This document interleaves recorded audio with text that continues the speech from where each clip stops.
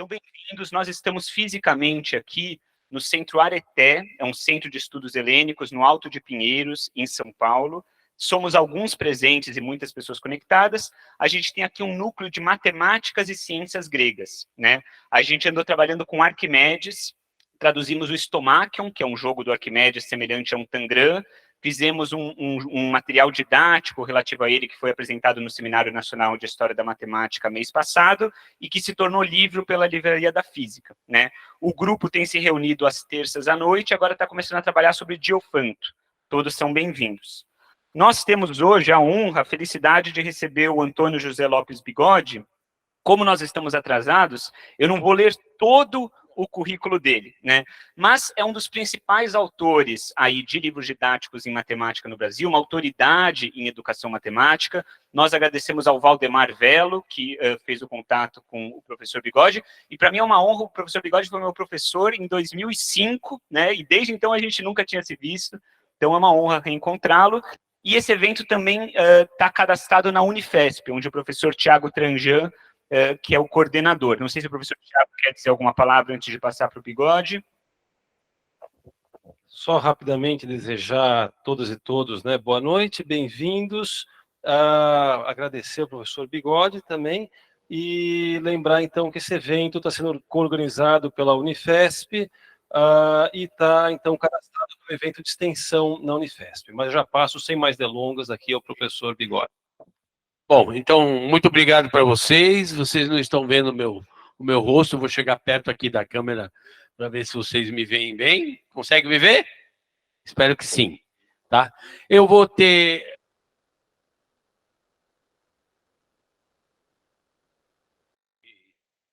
Não tem bateria e eu aceitei de bom grado o convite do João, que é uma pessoa que eu tenho extrema admiração pelo trabalho. E eu vou direto para a palestra, tá bom? Vamos direto para a palestra, porque eu tenho bastante material para trocar com vocês. Em primeiro lugar, quero me apresentar, quero justificar o nome desse evento, dessa atividade, que é Recortes da História da Matemática. Óbvio, recortes da história. Eu não vou falar da história da matemática completa. E nem é meu objetivo, né? Porque a história da matemática, gente, ela é absolutamente longa. Faz favor para mim. Pegar aquela garrafinha lá. E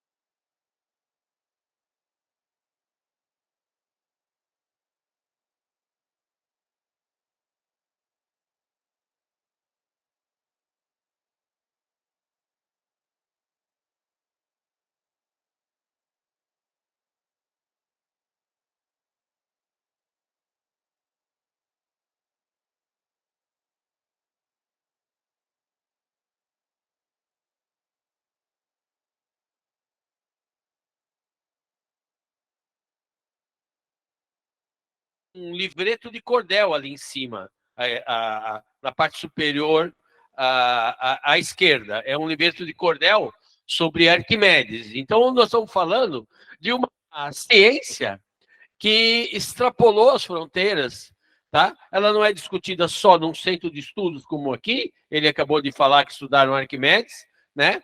Mas ela também faz parte da cultura popular, tá? Muito bem. Os recortes que eu vou procurar fazer: a história da matemática, arte e matemática, matemática contemporânea, distintas matemáticas. Isso daí, para quem não é da área, soa estranho. Como distintas matemáticas? Para vocês terem uma ideia, nos países de língua espanhola, não se usa o termo matemática, se usa matemáticas, tá? Entendendo que elas têm, embora tenham um elo comum ali, tá? Elas têm modos distintos de pensar, modos distintos de fazer, histórias distintas de desenvolvimento. Então, existem matemáticas e matemáticas, né? O raciocínio aritmético não é suficiente para resolver problemas geométricos. A geometria não é suficiente para resolver problemas algébricos. A aritmética, a álgebra e a geometria não são suficientes para dar conta dos problemas sobre a incerteza, que é relacionada à probabilidade, que é uma área relativamente recente, é do século XVII em diante, tal. Então, na medida do possível, eu também falo de distintas matemáticas, falo de problemas abertos, que são problemas abertos. São problemas que a gente ainda não sabe resolver. E alguns desses problemas têm séculos, né? Alguns desses problemas abertos, não é que a gente não sabe resolver, demorou 2 milênios para que a teoria matemática avançasse e a gente chegasse à conclusão que o problema não tem solução, né? E há outros problemas que, esperando o seu momento ser resolvido, eventualmente se fala também de matemática e tecnologia. Então, esse é o meu viés. A foto do mais ou menos do meio, que vocês estão vendo, um senhor com uma lousa ali atrás, esse senhor aí, ele resolveu o problema mais famoso do mundo até pouco tempo atrás, que era o último teorema de Fermat. Fermat era um matemático amador francês, na verdade ele era um jurista, né? Vivia na cidade de Toulouse, e ele era um matemático amador, gostava de matemática, trocava correspondências com os matemáticos da época, com Galileu, com Mersenne, com Pascal. A teoria das probabilidades foi desenvolvida por Pascal e Mersenne e Fermat, né, numa troca de correspondência, porque o Pascal se encontrou com um jogador de dados que os playboys da época iam nos castelos fazer jogatina, e esse jogador formulou um problema para o Pascal de como é que ele poderia dividir uma aposta justa se ele tivesse que parar o jogo na metade, né?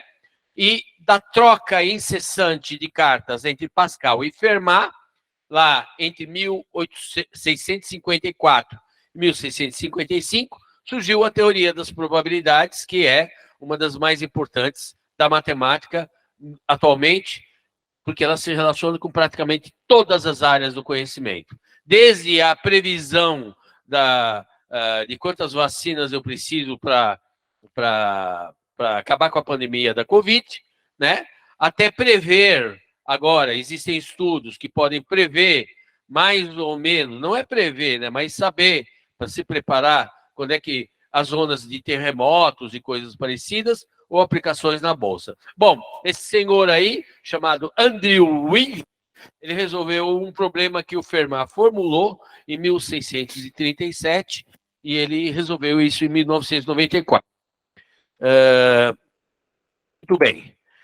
Vamos falar um pouquinho mais de conexões matemáticas. Vocês vão ver que essa apresentação ela é carregada de imagens, tá? Essas imagens que eu estou mostrando para vocês são imagens antigas. A impressão que me deu é que será que funciona? Funciona. Tá.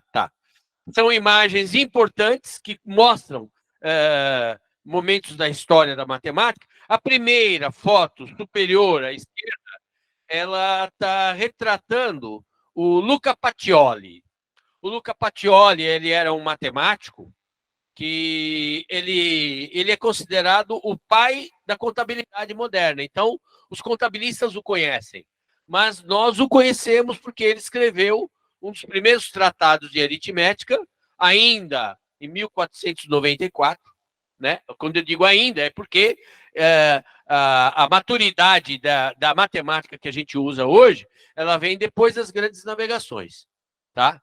Ela vem quando a gente descobre a matemática criada pelos árabes do século IX em diante, tá? E foi pela ocupação da Península Ibérica e essa influência árabe na Península Ibérica é que a gente se apropriou, por exemplo, da álgebra, que é uma invenção dos árabes, né?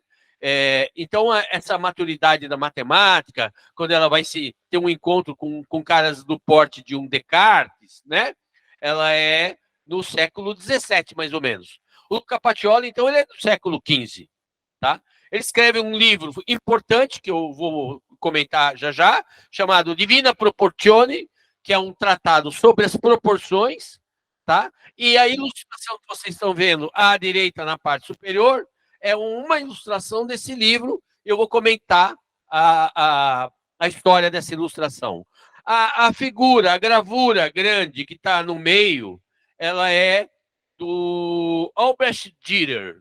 O Dürer, junto com o Leonardo da Vinci, são considerados os inventores, os criadores da perspectiva, da representação em perspectiva. Tá? O Dürer, ele tem várias coisas, né? Ele tinha um conhecimento matemático, ele era um gravurista alemão, né? E nesse quadro, se eu conseguisse fazer um zoom, você ia ver no canto superior à direita da gravura um quadrado mágico 4x4, tá? Cheio de simetrias. Do lado esquerdo, na parte do meio, você está vendo um sólido. Este sólido é um sólido que ele inventou, olha a visualização que ele tinha, né? E muitos geômetras depois foram estudar esse sólido, usando uma ferramenta já do século XVIII, né? Que é a relação de Euler, para tentar imaginar que sólido é esse. Então, imaginando os vértices que você vê, as arestas que você vê e as faces que você vê, eles lançaram hipóteses sobre como é que é esse sólido para ele. Hoje nós sabemos que é um sólido obtido do corte, 2 ou 3 cortes de um cubo, né? As figuras do meio, à direita, que parece ter um homem levantando a mão, aquilo já é um trabalho de estudo de proporção do século XX, é um estudo do Le Corbusier, que é considerado um dos maiores arquitetos da história, tá? E esse daí é chamado modulor, né? Então, os arquitetos, os designers de móveis, eles usam as proporções estudadas pelo Le Corbusier, né? A figura do meio, colorida, vermelha, azul, tá? Vocês estão vendo que é um hexágono. Na verdade, ela é uma obra de arte, ela que, para quem vive aqui em São Paulo, ela está exposta na estação Clínicas do metrô, ela tem um diâmetro de 2 metros, de um artista plástico, de um conhecimento geométrico muito profundo, chamado Geraldo de Barros. Eu sempre vou mostrar para vocês coisas de arquitetura e de design, porque é uma das minhas paixões. Se eu tivesse condições de começar novamente, eu ia fazer uma dessas áreas, né? O nosso amigo Geraldo de Barros, tá? Ele, nos anos 1950, ele teve contato com um artista, eu não me lembro se é alemão, mas acredito que seja alemão, chamado Max Bill.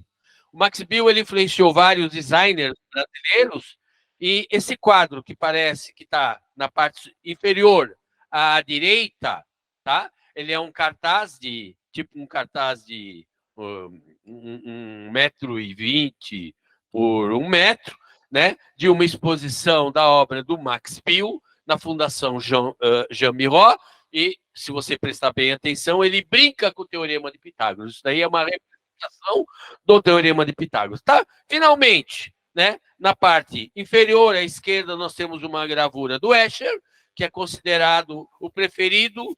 A brincadeira não é à toa, é assim que os matemáticos falam, né? 11 em 10 matemáticos são apaixonados pelo Escher, porque o Escher ele desenvolve uma obra muito especial, com uma matemática muito sofisticada, tá? Que gera problemas que estão na ordem do dia ainda hoje, né? Hoje mesmo eu li um artigo de divulgação científica do jornal ABC da Espanha, que trata de uma pavimentação. Vamos entender, uma pavimentação é um mosaico infinito formado por uma única figura, tá? Que não é periódico, tá? E os caras que estudaram isso, para vocês terem uma ideia, o Roger Penrose ganhou o prêmio Nobel de Física há uns 2, 3 anos atrás. Ele era um especialista em buraco negro. Mas ele estudou também essa pavimentação não periódica. Quando eu falo pavimentação não periódica, vamos pensar o que é uma pavimentação periódica que você tem na sua casa. Você tem um piso formado de lajotas quadradas. Ela é periódica e é infinita. E os quadrados ou retângulos, como eles têm ângulos retos, eles se encaixam perfeitamente sem deixar buracos. Que outras figuras regulares permitem isso? Os triângulos equiláteros e os hexágonos regulares. Então, alguns banheiros antigos têm uma lajotinha vermelha que você forra o piso com aquilo infinitamente sem deixar buracos. Então, isso daí são problemas contemporâneos da geometria. E, finalmente, a figura meio dourada, que está no meio, abaixo, ela é a primeira representação geométrica que se tem notícia. É uma pedra de ocre muito pequena, que tem padrões de recortes, tá? Que geram losangos, e tem 70 mil anos. Então, isso vai num encontro do seguinte: até há pouco tempo atrás, a gente achava que as representações que os nossos antepassados faziam nas cavernas era do mundo que eles viviam, os animais, as caças, etc. e tal. Essa é a primeira representação abstrata que se tem notícia, né? Então, de certo modo, a gente poderia dizer que a geometria, a representação abstrata da geometria tem pelo menos 70 mil anos. Muito bem.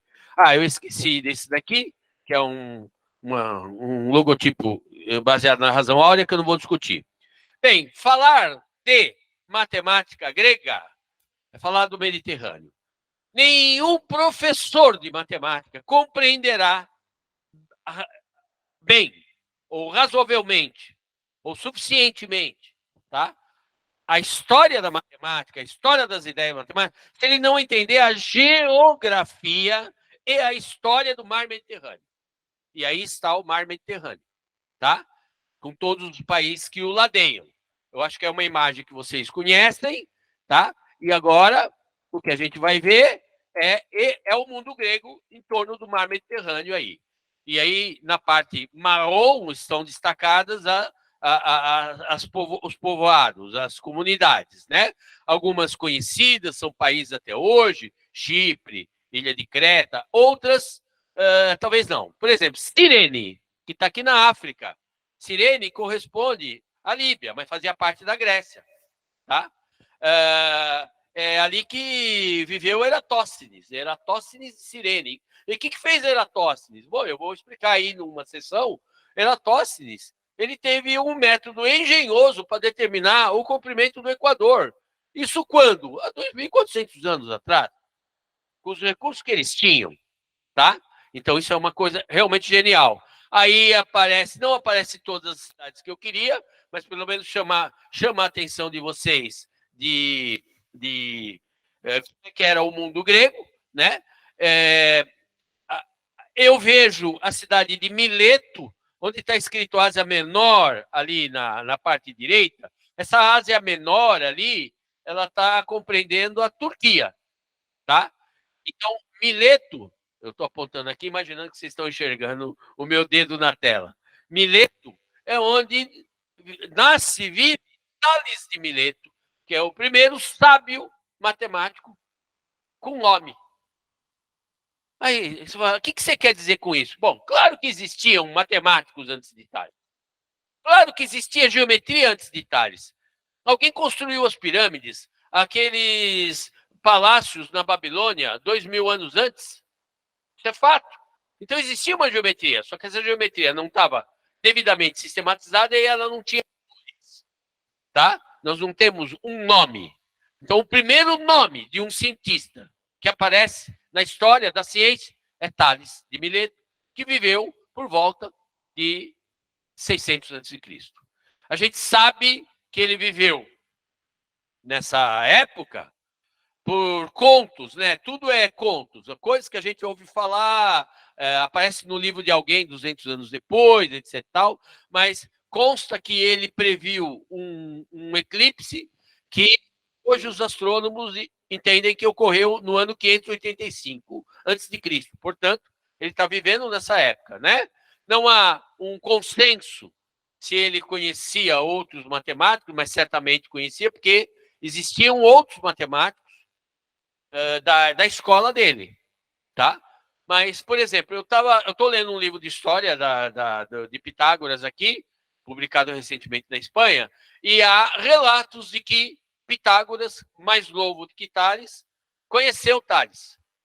E, devido a própria conselhos de Tales, ele foi conhecer povos mais orientais. Então, graças a Tales, ele foi conhecer o Egito, foi conhecer a Babilônia, etc. e tal. Esse material que eu tenho, ele explica. Eu vou abrir uma garrafa de água com gás, só que eu tenho que tomar cuidado, senão ela vai explodir e vai molhar todo mundo aqui. Só um minutinho. Não, é com gás, essa aí eu sou viciado na hora. Sempre acontece. Tá.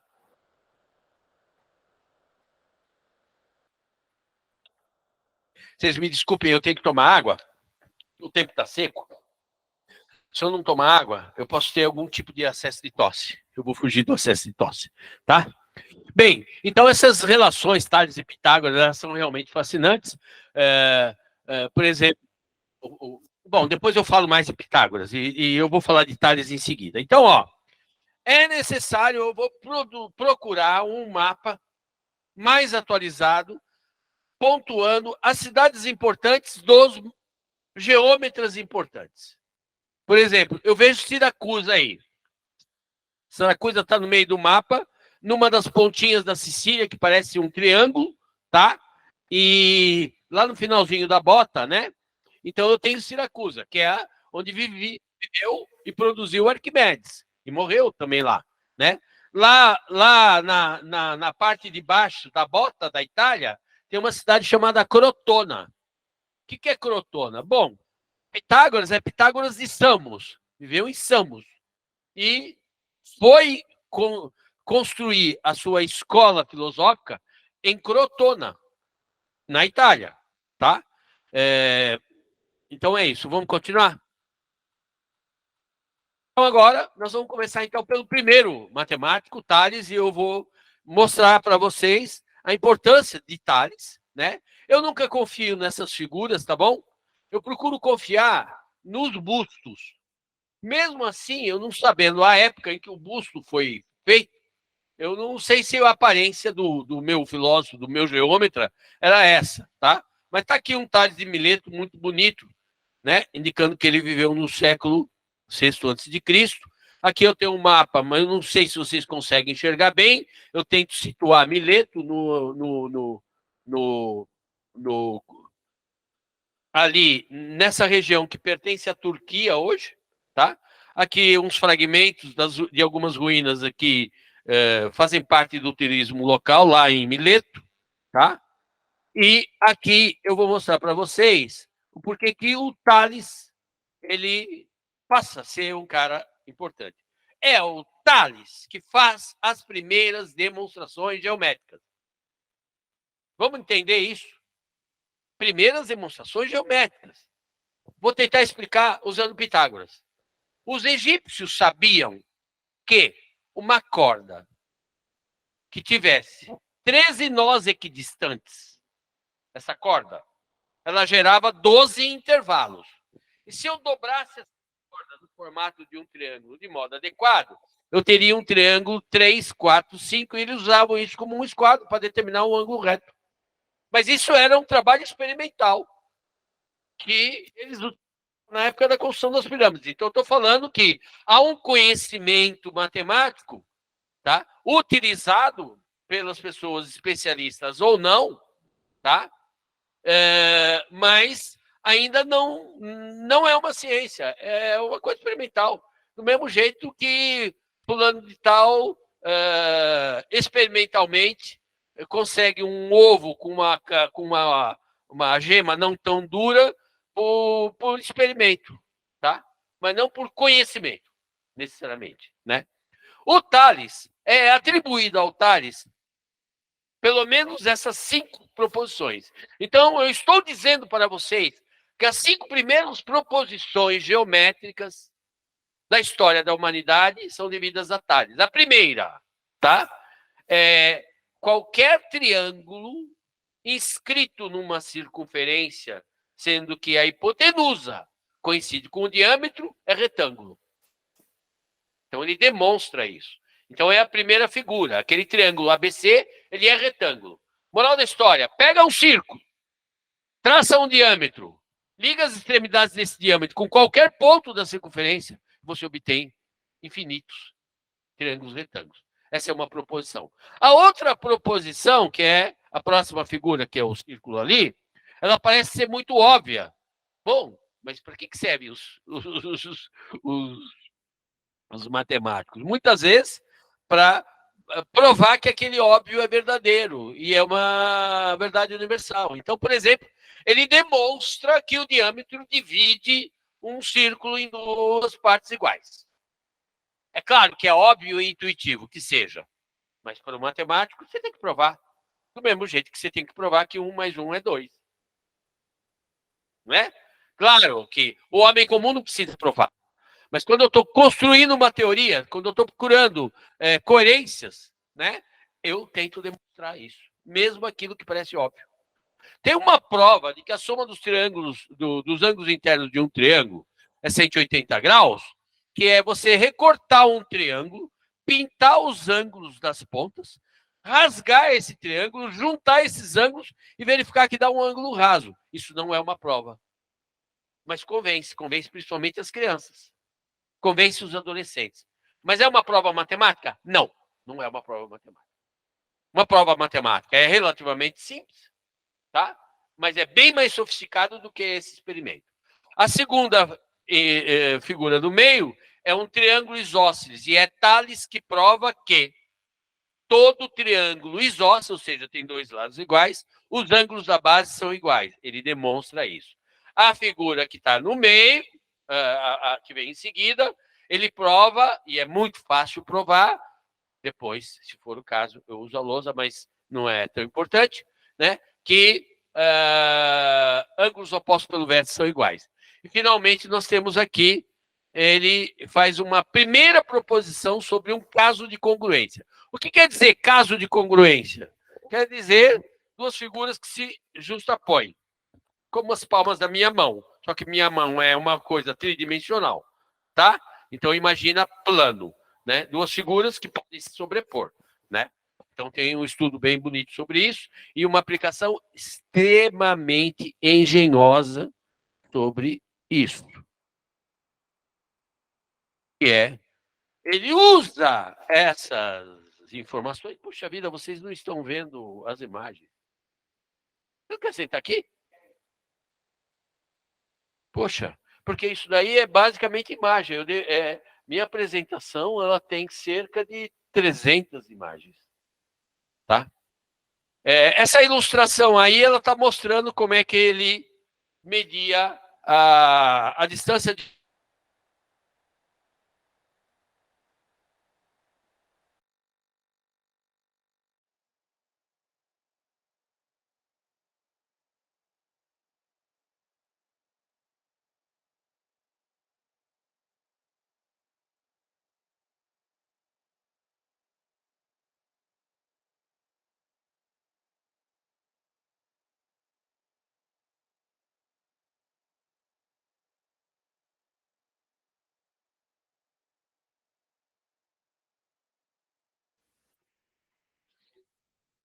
Podemos? Estão ouvindo? Vamos lá? Então, vou continuar.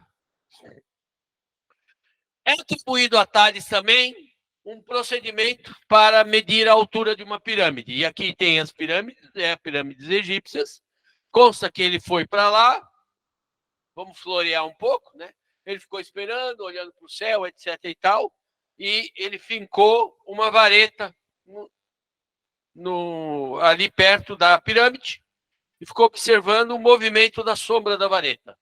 Antes, ele teria feito um círculo, cujo raio é o tamanho da vareta. Isso é muito fácil. Eu derrubo a vareta e giro. Tá? Quando a sombra da vareta atingiu aquele contorno, então quer dizer que aquele raio estava a 45 graus, ele corre e mede a sombra da pirâmide. Então, ele mede a pirâmide sem ter que subir na pirâmide. Né? Esses métodos são importantes para gerar nos adolescentes, principalmente, o interesse pela matemática. Tá? Aqui eu vou correr da demonstração para a gente ter tempo de debater e tal. Né? Agora eu já estou indo para Pitágoras. Eu vou voltar para Tales daqui a pouco. Tá legal? Então, aqui, um busto de Pitágoras, né? Que viveu em Samos, mas desenvolveu. Olha, eu fiz uma animação aqui, vocês não vão conseguir perceber. Aqui no mapa tem uma seta que vai sair de Samos, que o nome da cidade está em vermelho, e vai até Crotona. Tá? Eu já vi várias histórias sobre como que ele sai de Samos e vai para Crotona, na Itália, que é ali, esse calcanhar da bota, como é que chama aquela região? Calábria. Tá? Mas é lá que ele faz a escola filosófica. A escola filosófica é lá. Aí você fala, mas então ele não fez na Grécia? Fez na Itália? Não, isso aqui era Grécia. Isso era Grécia. Tá? Como Siracusa era Magna Grécia e tal. Esse desenho da corda é o que eu acabei de comentar, como é que os egípcios obtinham um ângulo reto. Então, uma corda, eu devo ter ela ali na coisa, mas é baseado nesse procedimento que eles faziam pirâmides e outras construções absolutamente perpendiculares. Os lados adjacentes. Tá? Aqui uma outra versão do Teorema de Pitágoras, só que falando do Teorema de Pitágoras como uma relação entre áreas. O que vocês devem ter aprendido na escola? Teorema de Pitágoras. A soma dos quadrados dos catetos igual ao quadrado da hipotenusa. Traduz isso daí para quadrado, área. Então, pega um triângulo retângulo, constrói quadrados sobre os catetos e sobre a hipotenusa. Se você somar a área dos quadrados construídos sobre os catetos, você vai obter a mesma área do quadrado construído sobre a hipotenusa. No caso aqui, eu peguei o triângulo 3, 4, 5. Então, eu tenho 9 quadradinhos amarelos, 16 quadradinhos verdes, que é 3 ao quadrado mais 4 ao quadrado. 9 mais 16 é 25, que é exatamente a área do quadrado sobre a hipotenusa. Qual é o fascínio que gera o Teorema de Pitágoras? Bom, isso que subiu agora, ó, presta atenção aí, pessoal. Tá vendo isso que subiu agora? Isso é um monumento a Pitágoras que está lá em Samos. Vocês veem que ele está pensando num triângulo retângulo, está lá. Hoje, Samos é um dos lugares turísticos de mais afluência na Grécia. Tá? E essa imagem atribui-se a Pitágoras a demonstração mais bela da sua época. Deixa eu falar sobre demonstrações. Hoje eu dei uma aula sobre demonstração do Teorema de Pitágoras. Tá? Uma verdade para os gregos, para essa concepção filosófica de verdade, é algo que possa ser demonstrado para um caso geral, para todos os casos. Tá? Então, eles não faziam como os egípcios, caso particular, que era o triângulo 3, 4, 5. Então, eu vou provar que vale para qualquer triângulo, retângulo, não importa a medida dos seus catetos. Tá? O que vocês estão vendo nessa figura inferior à direita são 2 quadrados de mesma área só que decompostos de modos diferentes, tá? Eu decompus de modo diferente, mas nas duas figuras eu tenho 4 triângulos retângulos de catetos A e B. Conseguem perceber?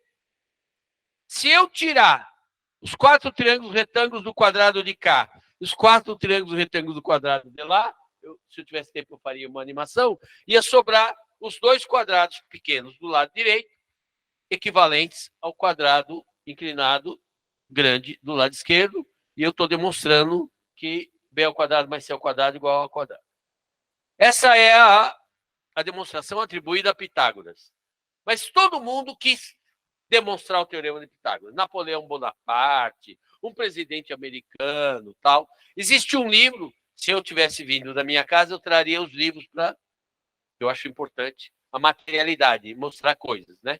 Então, eu ia trazer um catatau aqui, que é Os Elementos de Euclides, ia trazer também o livro chamado A Proposição Pitagórica. Tem 370 demonstrações do teorema de Pitágoras. 370. Isso foi catalogado até 1920. Tá?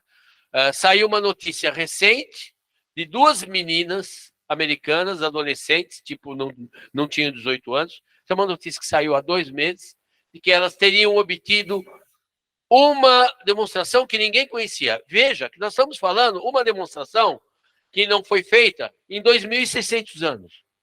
E essa demonstração dessas meninas, tá? Ela é uma demonstração trigonométrica.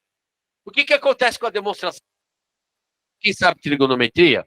Assim, trigonometria é seno, cosseno, tangente. Vocês estão lembrados? Espero que sim. Tá? Ela é base para a gente fazer cálculos de distâncias inacessíveis, na astronomia, etc, etc. Né? Só que a trigonometria, ela depende do teorema de Pitágoras. Então, uma prova trigonométrica é uma prova circular, porque depende do teorema de Pitágoras. E o que parece que essas meninas fizeram, fazer uma prova trigonométrica que não usa a relação de Pitágoras. Tá? Eu estou acompanhando para ver o que acontece. Tem uma demonstração muito bonita que eu vou mostrar para vocês e vou apresentar o autor. Bom, essa é a do Euclides. Tá? Esse desenho aí é uma demonstração super elegante, muito boa, muito bonita, interessantíssima, que se eu tivesse lousa e mais intimidade ali com a tela, é possível você encontrar uma animação. Olha, se tiver curiosidade, vai no Google e procura demonstração do teorema de Pitágoras por Euclides, escreve animation, escreve applet, e você vai ver essa demonstração, que é uma demonstração muito bonita, baseada em congruências e tal. Essa daqui é do Leonardo da Vinci. Leonardo da Vinci é autor de uma demonstração do teorema de Pitágoras. Então, ele está mostrando o quê? Né? Ele constrói esse desenho colorido, mostra que ele vai ser equivalente ao desenho ali, e vai sobrar as figuras que são iguais. Tá? Como eu falei para vocês, são 3 demonstrações. Isso daqui é uma tablita babilônica que mostrava que eles sabiam resolver problemas de calcular a diagonal de um quadrado, que pressupõe a aplicação do teorema de Pitágoras. Mas eles não conheciam o teorema de Pitágoras tal como é a ferramenta. Aqui uma versão chinesa, aqui uma relação esse aqui, ó, o cansaço, inferior à esquerda, do Bhaskara, da fórmula da equação do segundo grau.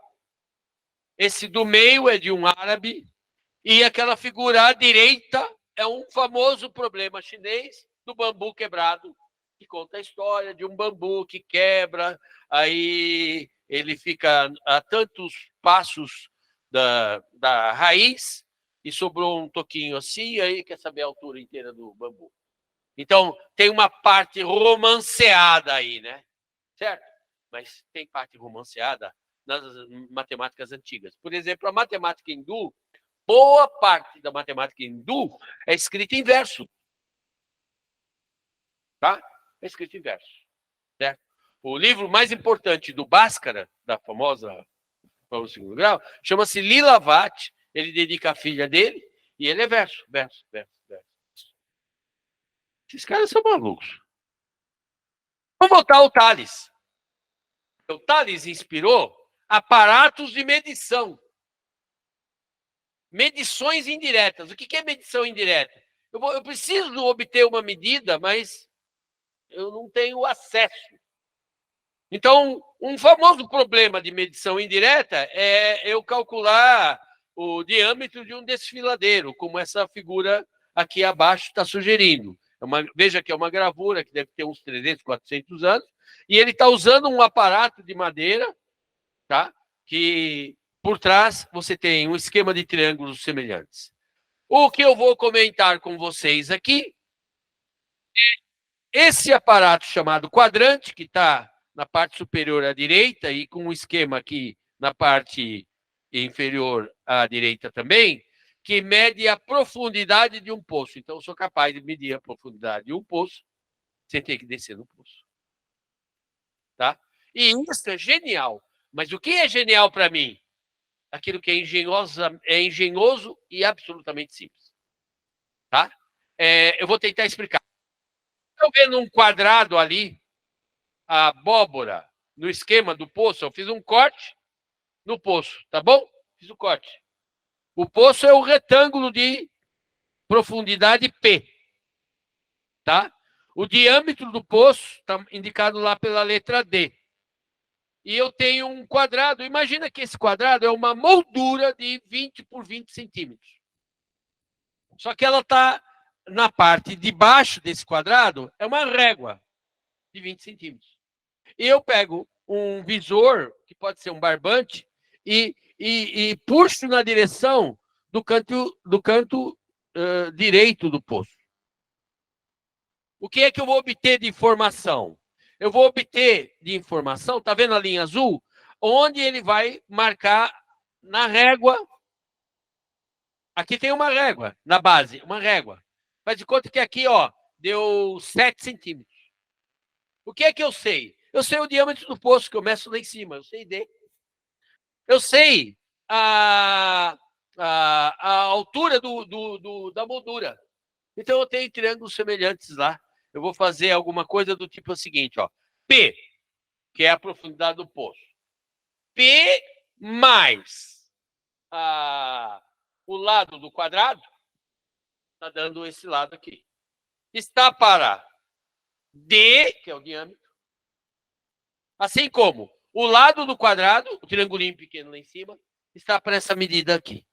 Então, é uma proporção, você resolve com uma régua de 3 e um aparato absolutamente simples, que eu recomendo que se faça na escola para medir coisas, alturas e tal, mas não vamos usar poços, né? Mas isso está baseado em semelhança de triângulo. Então, isso é desdobramento do teorema de Tales. Tá?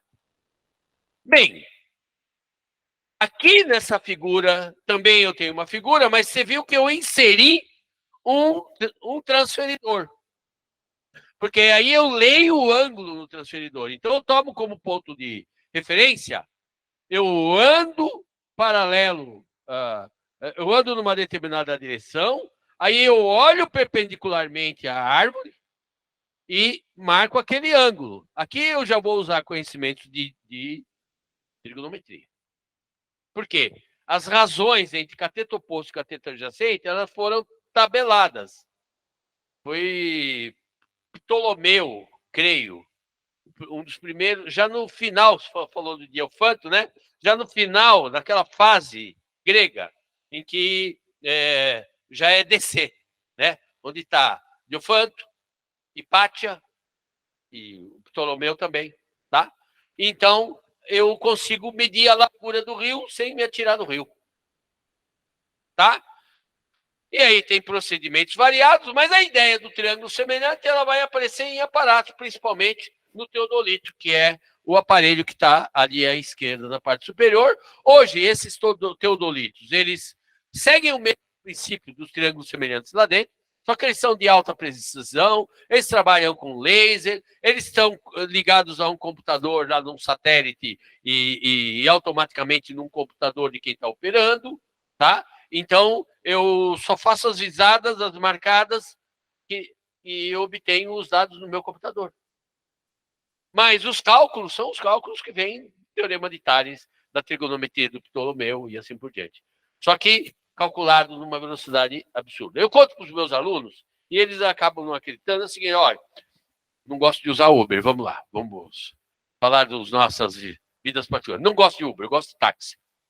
Táxi paga imposto direitinho, etc e tal, tem o carro sempre fiscalizado, blá, blá, blá. Mas uma coisa que me fascina no Uber é o seguinte, olha, eu estou às 6h38, saindo de uma aula que acabou às 6h35, às 6h38, eu chamo um Uber porque não tem táxi passando lá. Estou na Rua Corinto 652, que é o endereço dessa escola que eu estou vestido aqui, a Arco, tá? É uma escola cooperativa, então ela não visa lucro e tal. E parte desse material que estou mostrando é parte do material didático que eu produzo na escola.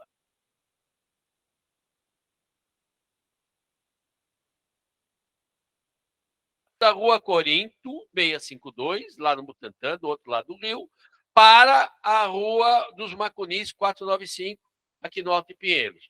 E aí ele mostra um caminho. Ele mostra um caminho. Que caminho é esse? É o satélite, tá? Que vai fazendo pequenos...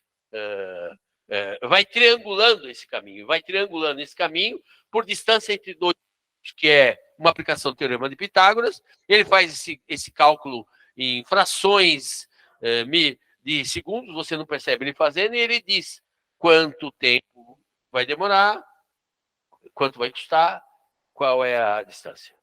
Né? Vocês que já fizeram exame médico, vou fazer um exame médico, ele olha lá, passa esqueço o nome do leitor, é mesmo que a gente procura ver o bebê, ultrassom, né? O ultrassom, ele vai mandando pulsos, sei lá, e ele calcula o tempo, a distância, é que nem aquilo que mede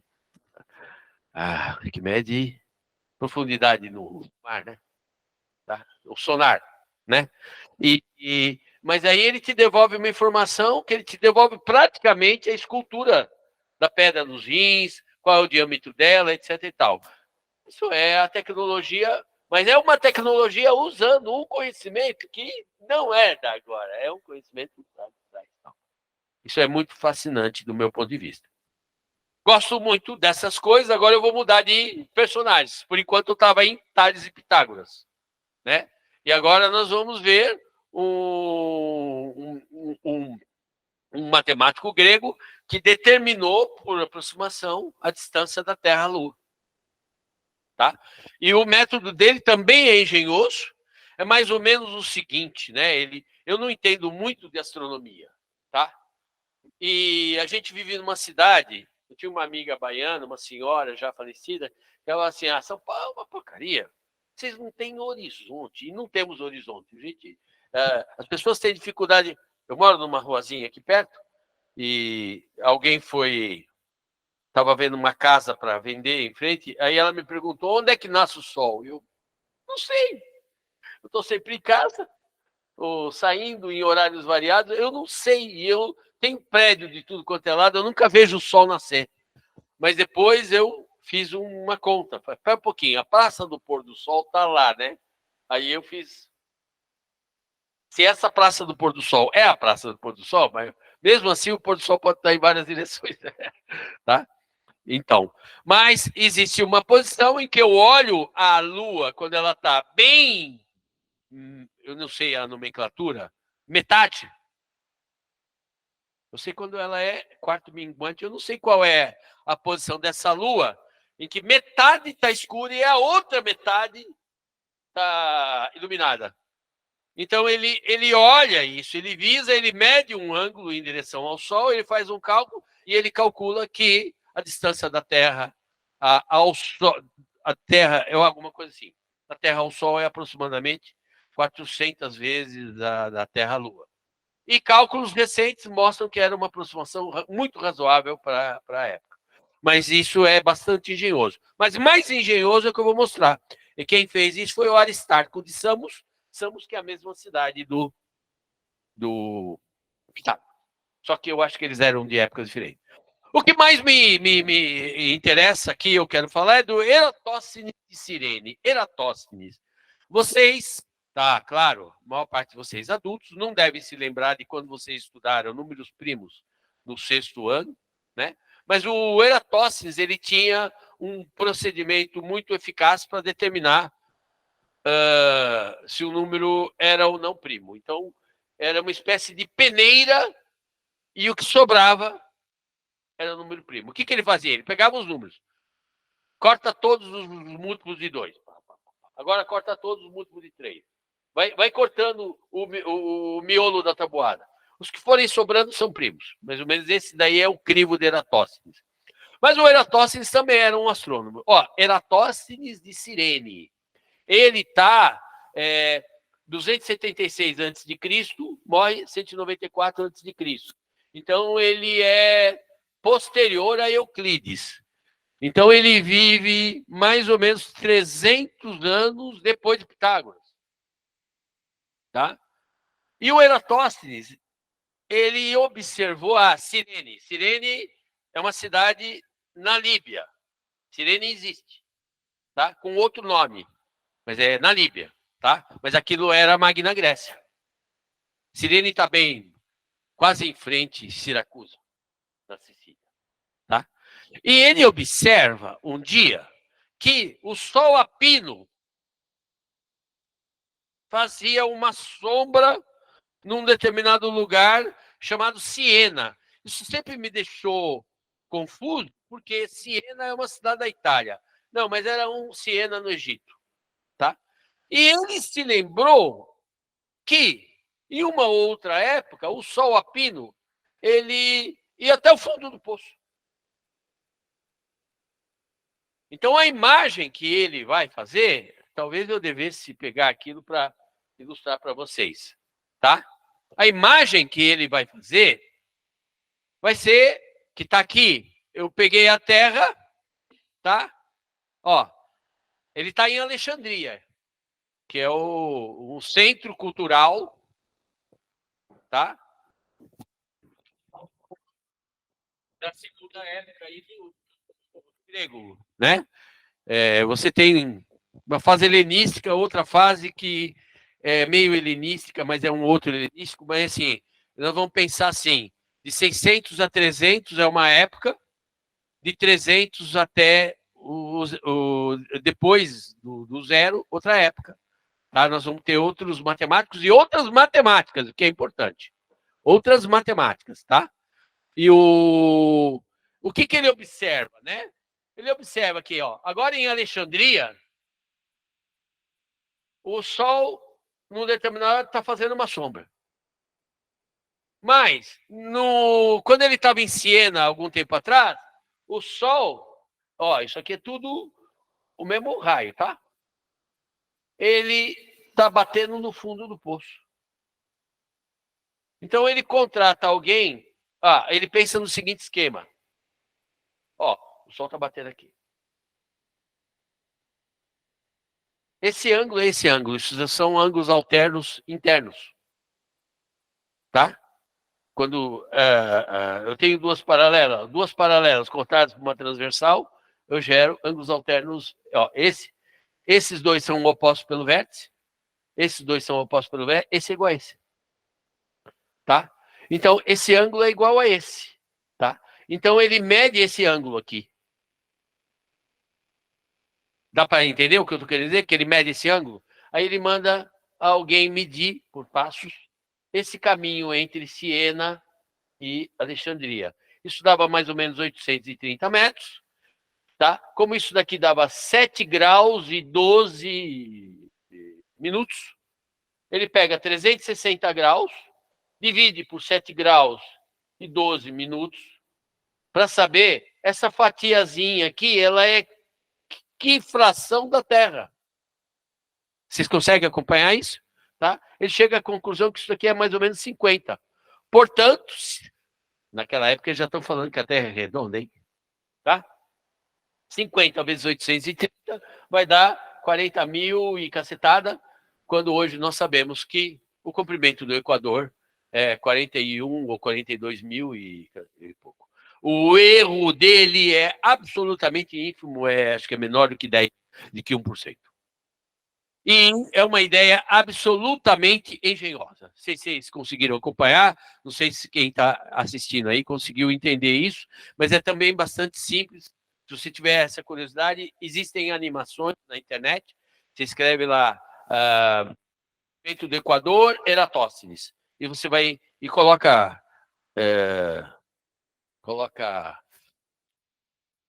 applet, animação, etc. E tal. Aqui mais uma outra coisa muito, muito interessante, que vale a pena ser comentado, que é uma geometria. Veja bem, eu estou falando de antiguidade e contemporaneidade. Antiguidade e contemporaneidade. Não sei se vocês perceberam que eu estou indo e voltando. Tá? E essa foto que vocês estão vendo aqui do lado esquerdo, agora seria bom vocês. Tá?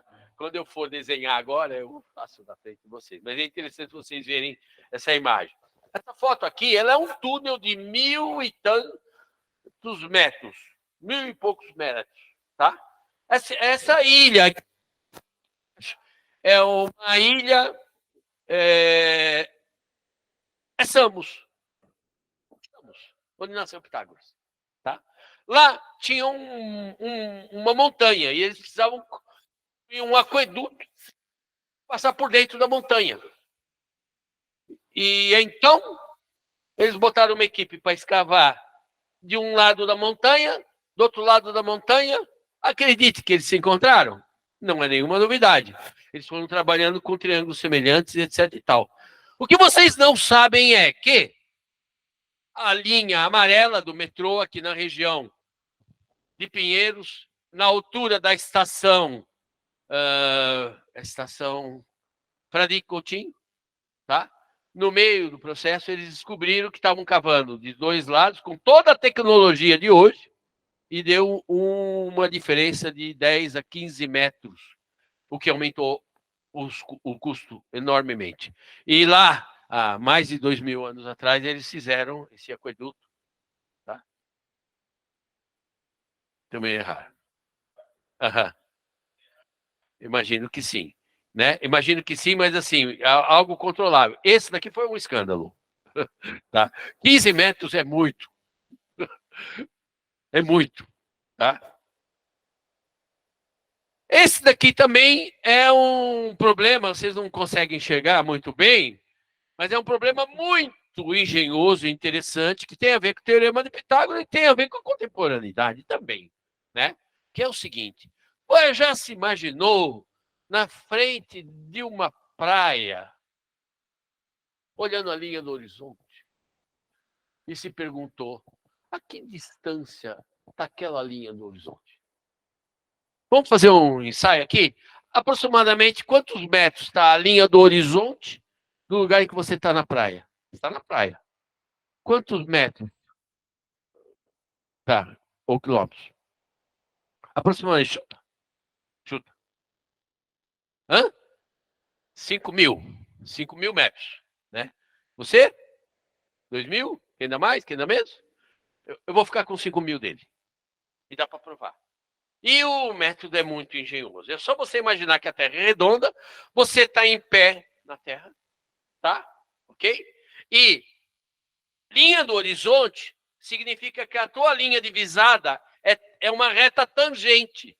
Portanto, ela vai fazer 90 graus com uma reta que vai passar do ponto da linha do horizonte com o centro da Terra. Então, a hipotenusa será aquele lado do triângulo que é o centro da Terra até onde eu estou, mas a minha altura. Joga os dados lá e você vai encontrar que um cara como eu, que tem... Eu não, né? Aí eu coloquei um cara de 1 metro... Ah, não, coloquei como eu. Eu não tenho 1,70 m. Eu tenho 1,60 m. Já foi 68, agora é 67. Acho que o ano que vem pode ser que seja 66, porque a gente vai curvando e tal. Mas eu tenho que descontar a minha testa. Então, eu estou usando a altura do meu olhar como 1,60 m. Joga esse dado nessa formulinha aí, que é a aplicação pura do Teorema de Pitágoras. E eu vou concluir que um baixinho como eu, ele vê a uma altura de 4.500 metros aproximadamente. Uma pessoa levemente mais alta que eu, uma pessoa de 1,80 m, consegue enxergar até quase 6 km. Vai fazer diferença. E eu coloquei como imagem o farol, por quê? Isso era levado em conta. O farol ele tinha que ter um alcance de, no mínimo, uns 40 quilômetros. Tá? Então, tem faróis que tem uma possibilidade de você enxergar até 80 metros. Eu gosto de usar, por exemplo, os dados reais, né, dessa corrida para o prédio mais alto do mundo. Então, tem o Burj Khalifa lá na Abu Dhabi, eu acho, né? Eu acho que é Abu Dhabi, que tem 800 e tantos metros. Então, vamos fazer o cálculo. Se você estiver no topo, você enxerga até onde? Provavelmente você vai enxergar até Campinas. É questão de fazer o cálculo, tá? Isso, verdadeiro. E é puro teorema de Pitágoras, tá? Então, essa história, teorema de Pitágoras, exercíciozinho, coloca X, não é bobagem, tem tanta aplicação bacana, interessante, para tornar atraente a matemática. Agora eu vou falar do método engenhoso do Thales para medir a distância do navio à praia. Quando eu conto essa história para alunos, ou mesmo para adultos, ou mesmo na universidade, porque o fato do cara estar na universidade significa que ele tem uma cultura acumulada, tá? Então, eu conto uma história, baseada em fatos reais, mas é uma história. Então, eu, por exemplo, eu vou mostrar uma imagem aqui do Arquimedes, que ele bola, o Arquimedes faz máquinas de guerra. Tá? Vou mostrar o Arquimedes e depois eu volto para cá. Vamos para o Arquimedes.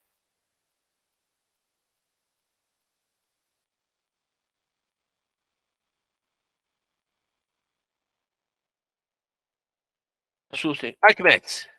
Tá? O Arquimedes, nossa, o Arquimedes ele é um cara super contemporâneo, né? Porque ele constrói as primeiras máquinas, né? Que é o parafuso que a gente usa para abrir garrafa de vinho, que a Inglaterra utiliza para colocar água de um rio para um reservatório acima, que é essa espiral aqui que leva água para cima, tá? Ele cria a alavanca, que a gente que mora em São Paulo vê o tempo todo. Ah, está construindo um prédio, né? Não, esse não é a alavanca, é outra história. A alavanca a gente vê em enxada, em carrinho de mão, em uma série de coisas, tipo aquele espremedor de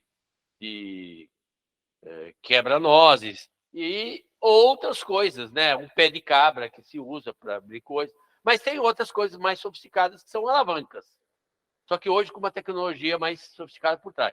Mas tem uma outra coisa que é aquelas gruas que a gente vê, né?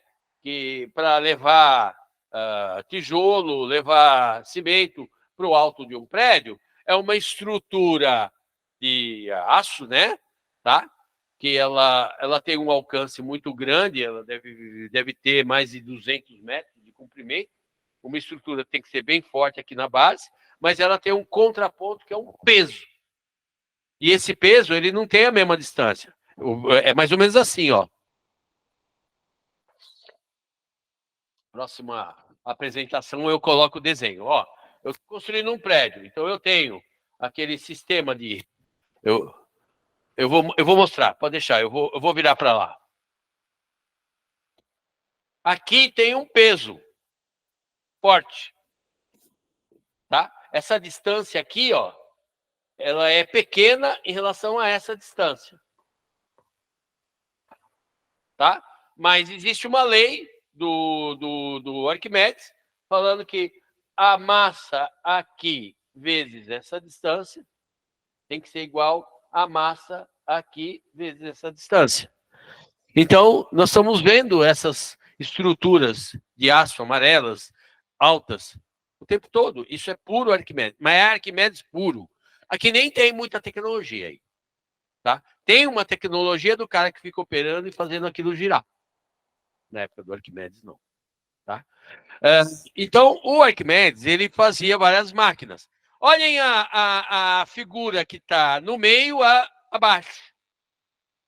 ela está sugerindo raios de sol que são refletidos e vão queimar um navio. Essa é a ideia. Tá? Então, para que isso dê certo, é necessário você saber a distância do navio à praia. Para você poder calibrar as coisas. E aí eu vou lá em Tales. E isso daqui é muito engenhoso. É muito engenhoso.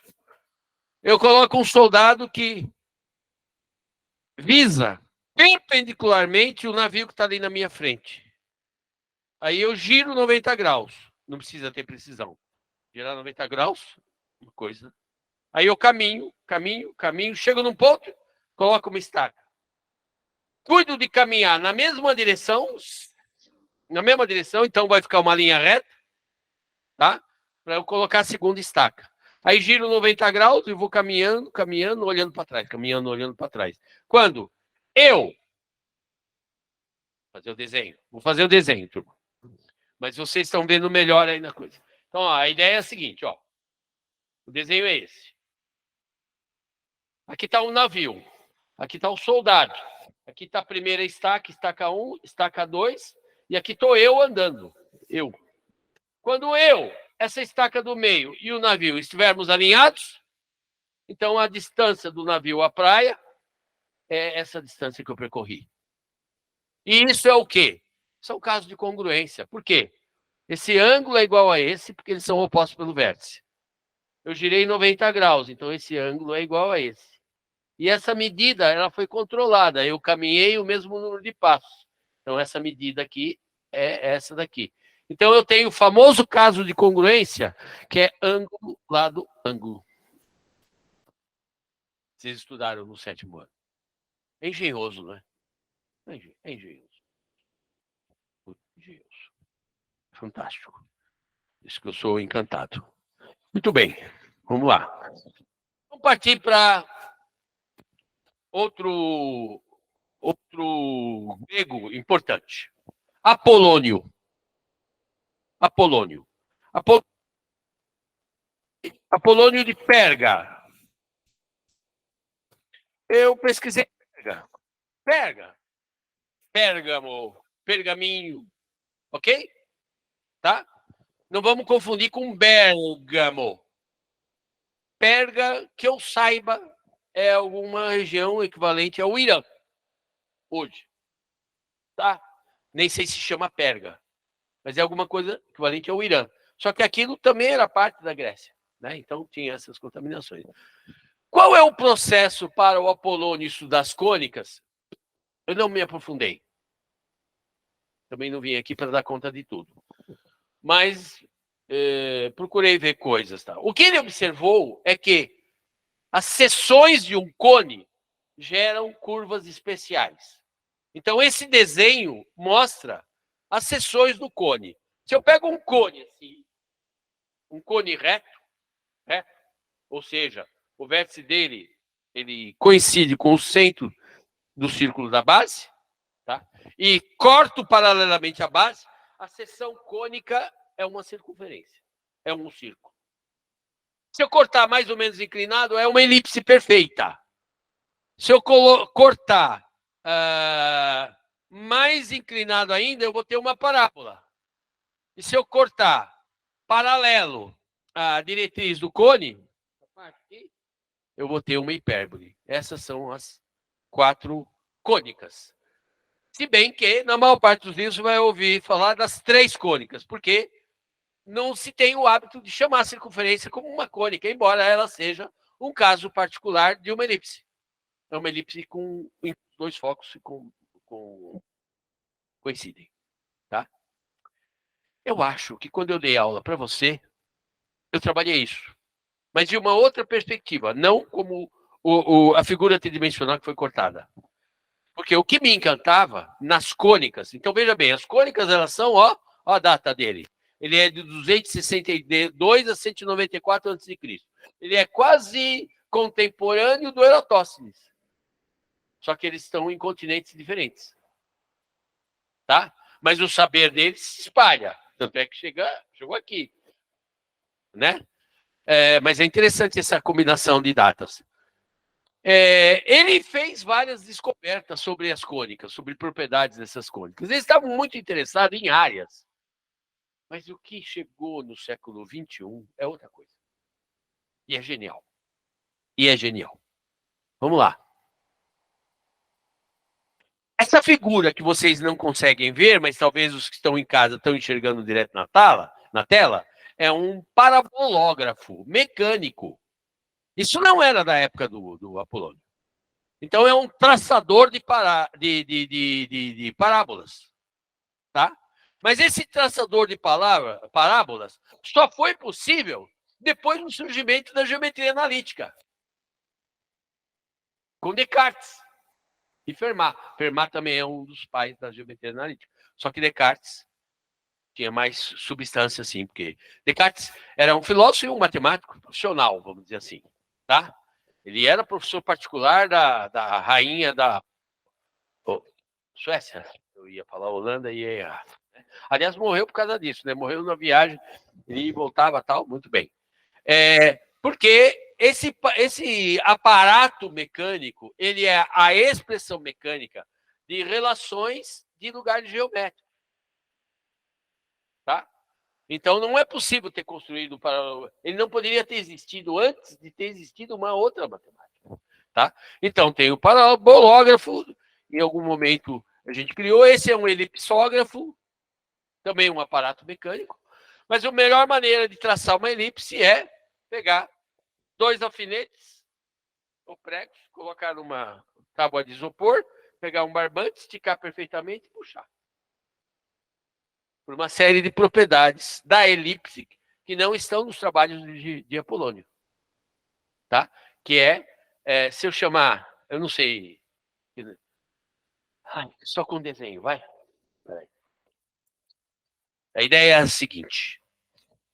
Eu tenho uma imagem que vocês vão gostar de ver. Uma elipse. A elipse tem 2 focos, F1 e F2. O conjunto dos pontos da elipse a gente chama a elipse de o lugar geométrico dos pontos que satisfaz a seguinte igualdade. Isso mais isso é fixo. E é igual o diâmetro maior da elipse. Ok? Então, esse número aqui, não importa qual é o ponto. Esse mais esse é igual a esse mais esse, que é igual a esse mais esse, e assim por diante. Tá? Beleza? Tá, beleza. Muito bem, vamos continuar. Eu lembrei que eu coloquei mais material aí. Aplicações, então, da elipse. Então, nessa imagem que vocês estão tendo aqui, eu estou mostrando como traçar uma elipse com um barbante e prego. Tá? Na imagem lá de baixo, eu estou mostrando como traçar uma parábola usando barbante, um prego e uma régua. Tá? Na parte de cima, eu estou mostrando um esquema do Kepler, que estudou as elipses e conseguiu explicar o movimento dos planetas em torno do Sol, dizendo que quando eles percorrem uma área igual, é no mesmo tempo. Então, essa área aqui, essa área aqui, cinzinha, vou ter que desenhar, vai. Vou desenhar aqui, turma. Aqui está o Sol, aqui está a Terra. Essa área aqui e a outra área é essa daqui. Se essas duas áreas forem iguais, o tempo que percorre é o mesmo. Portanto, como aqui o perímetro é mais comprido, então as velocidades não são as mesmas. Tá? Então, foi fundamental para uma das leis do Kepler. E o que o Apolônio não estudou e que é o genial, que é a coisa importante hoje, são as propriedades reflexivas das cônicas. Todas as cônicas têm propriedades reflexivas. Tá? Isso não estava naquela época, não existia. Eu não sei quando é que se escreveu sobre isso pela primeira vez, Motivado por construir essa apresentação, eu vou atrás. Aliás, eu fiquei motivado a pegar todo esse material e transformar num livro. Tá? Mas eu vou atrás. É fácil ir atrás, é que eu não tinha tempo. Tá? Mas vocês conhecem a propriedade reflexiva. Ela está ao alcance da sua casa, talvez no seu apartamento, certamente no seu carro. Tá? Então vamos falar primeiro da parábola. Tá? Antena parabólica. Estou falando de um objeto tridimensional que tem um negócio, um captador aqui, tá? Que está recebendo sinais. Todos os sinais que ele recebe aqui, ele é refletido para cá e transmitido para algum lugar. Então, a antena parabólica, ela está recebendo e concentrando e distribuindo.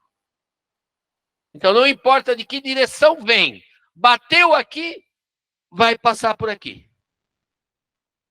Tá? No seu carro, você tem um farol de milha, que tem um espelho parabólico, que é o mesmo princípio, só que aqui tem uma lâmpada. E ela bate no espelho e reflete, sempre paralelamente concentrado. Tá? Então, isso aqui é o espelho parabólico. Conseguem sacar isso? Tá? Então, ela está em aparatos. Ela está nesses radares, ela está nessas antenas parabólicas, ela está nessas lanternas e nesses faróis de milha. Mas, bom, se usa também muito a hipérbole para questões de arquitetura, porque ela tem uma estrutura, você já te passou pela cabeça que o formato da maioria das usinas nucleares, ele é um hiperboloide, tá? É a forma mais sólida, mais estrutura para aguentar a pressão que vem de dentro. Tem uns aparatos para fazer hipérboles, mas agora outras aplicações. Eu vou falar de duas aqui, tá? Quando você vai no dentista, eu tenho uma filha que é dentista, tá? Então, ela tem um aparelhinho que joga uma luz no seu dente. Só que esse espelho é um elipsoide. Essa luz no espelho é o seguinte, ó. Aqui está a luz. Bate no elipsoide, reflete no outro foco. Quem fica nesse foco? Teu dente. Então, fica altamente iluminado. Então, essa estrutura ela é um elipsoide, ou seja, um elipse de 3 dimensões. Na geometria desses, como é que chama? Hubble, esses telescópios que vão para o espaço, então você tem uma combinação de parábolas e hipérboles para obter alcance máximo tal. Eu tenho um texto, se tiver interesse. E em muitos museus de ciência você tem um bilhar em formato de elipse ou de hipérbole, tá? Em que tem um buraco nos focos e você tem que encaçapar. É fácil, é só mirar. Ó, a bola está aqui. Eu miro o buraco, tá? O buraco está aqui. Eu não vou jogar para cá. Eu miro ele nessa direção, ele vai cair aqui no outro foco. Bom, isso daí não estava na época do Apolônio. Mas qual era o meu objetivo da minha palestra aqui?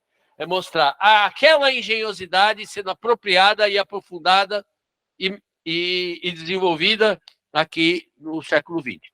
Tem outras curvas que eu não vou tratar, só vou citar, né? Uma delas é a catenária. A cadeia, corrente. É uma curva parecida com parábola, que não é parábola, e que está na base da obra do Gaudí, mas tem equações e etc. e tal. Tem uma curva chamada cicloide.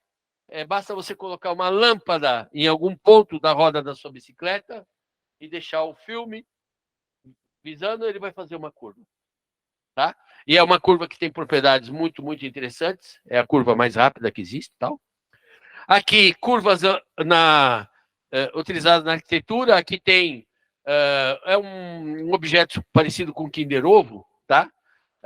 E uma praça em formato de superelipse. Qual é o barato? A equação é semelhante à da elipse. A diferença é que o expoente é uma fração. Então, vai gerar uma outra curva. Vamos correr. Platão. Isso daqui vai ter mais imagem, então vou correr para ganhar tempo. Sim, Platão se encantou pelos sólidos, que hoje recebe o nome de sólidos do Platão, ou poliédros de Platão. Todo mundo deve saber, são sólidos, são poliedros, ou seja, as faces são planas, são polígonos, que são polígonos regulares. Tá? Isso quer dizer que eles têm a medida dos lados é a mesma. Né? Existem apenas, então somente, 5 poliedros de Platão. 5 poliedros regulares. A demonstração disso é uma das coisas mais bonitas para se fazer no ensino médio, no segundo ou terceiro ano de ensino médio, que é muito genial, que eu não vou fazer aqui. Consta que Pitágoras e os pitagóricos conheciam 3 dos poliedros de Platão, em especial o tetraedro, que é a pirâmide de base triangular, o octaedro, que são 2 pirâmides de base quadrada justapostas, e o cubo. E o dodecaedro e o icosaedro já é o Platão, que fica encantado, e aí ele tenta achar que é a matemática que domina o mundo, que é a visão pitagórica, né? Porque é uma perfeição tão grande.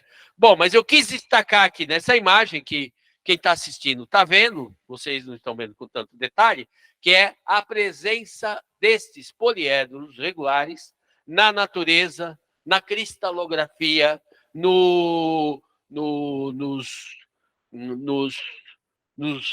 vírus, tá? O vírus ele tem uma estrutura poliédrica regular, tem uns bichinhos chamados radiolários, que são pequenininhos, e eles têm também formatos dos 5 poliedros de Platão. Isso é fácil de vocês encontrarem. Se isso aqui ficar gravado, ficou gravado, depois eu queria acesso, vocês podem assistir e me perguntar, eu indico as fontes. Esses poliedros inspiraram o Kepler a construir um modelo do universo, né? Modelo cosmológico do Kepler, que ele imagina poliedros um dentro do outro para explicar a posição da Terra, do Sol, de Marte, etc. e tal. Os poliedros aparecem com muita intensidade nas artes, tanto lá atrás como aqui. Isso daqui é uma obra de Paulo Cello, que está num piso de uma igreja ali na Itália, tá? Que é um poliedro estrelado. As 2 obras de baixo são poliedros estrelados, tá? Feitas por Escher. Então, nós vamos encontrar nas artes. Nós vamos encontrar estruturas em estruturas, porque, afinal de contas, essas construções arquitetônicas são estruturas. Eu destaquei a pirâmide do Louvre, o La Défense, que é um prédio que tem em Paris, na parte moderna de Paris, que é um cubo vazado. Aqui uma imagem das casas cubo em Roterdã, que são casas de formato de cubo. E o Atômio, que foi construído que nem a Torre de Eiffel, para uma universal, e era para ser desmontado. Está na Bélgica, não foi desmontado. Cada bola dessa tem... A bola de cima tem um restaurante. Ela tem um diâmetro de 18 metros. E as arestas são escadas rolantes. Tá? Então, esse fascínio pelas figuras que fascinou de um modo, vamos dizer assim, um pouco místico os gregos, né? Pitágoras é isso. Pitágoras, ele adquire esse misticismo, segundo os historiadores, por contato com os sacerdotes babilônicos. E aí ele desenha a sua seita, porque o que Pitágoras era, no fundo, no final da vida, ele era um líder de uma seita, que isso vocês já devem ter estudado, né? Suponho. Que decidia comportamentos, o que comer, como se vestir, etc. e tal, e tentava justificar isso daí a partir de alguma coisa mais de natureza lógica, etc. e tal. Mas esse fascínio lá, por exemplo, morreu um grande educador matemático e educador matemático espanhol, chamado Miguel de Guzmán, já morreu aos 20 anos. E volta e meia tem uns eventos sobre a obra do Miguel de Guzmán, e o título é O Último dos Pitagóricos. E o que se quer dizer com isso? É aquela paixão, aquele fascínio sobre essa regularidade extrema das coisas da matemática. Claro, o Pitágoras tinha, os arquitetos e os artistas têm, alguns matemáticos têm, mas o mundo é muito mais complexo. Então, hoje, no mundo da incerteza, é muito difícil ser pitagórico, a incerteza da coisa quântica. Bem, essas estruturas elas estão presentes no designer, apresentei ali um jogo de dados de RPG, umas estruturas que se usam em escola, um calendário que é o adequado é você usar o dodecaedro, porque nós temos 12 meses. Aqui uma estrutura, é o monumento à matemática, que foi eu não sei a data, mas foi nos anos 60, acho, né? Está numa cidade do interior do Rio de Janeiro, chamada Itaocara, e aqui o Malbataan, o Júlio César Melo de Souza, do Homem Calculava, inaugurando, fazendo um discurso, etc. e tal, mas a estrutura, isso é uma peça poliédrica, tá? Vamos ver o que eu tenho aqui, vou correr. Eu acho que eu estou perdendo tempo, né? Eu vou me dar o luxo de pular algumas coisas. Só olhem na parte de baixo, que é o que interessa para o que eu quero falar. Você tem 5 figuras. Uma delas é um vírus. E ele tem as mesmas simetrias que uma obra do Escher. A outra delas é uma geodésica que está lá no Canadá, que inspirou um elemento químico que eu vou falar já já e uma bola de futebol. Vamos lá, que eu acho que isso está aqui. Pronto, está aqui. Então, estou falando de estruturas poliédricas.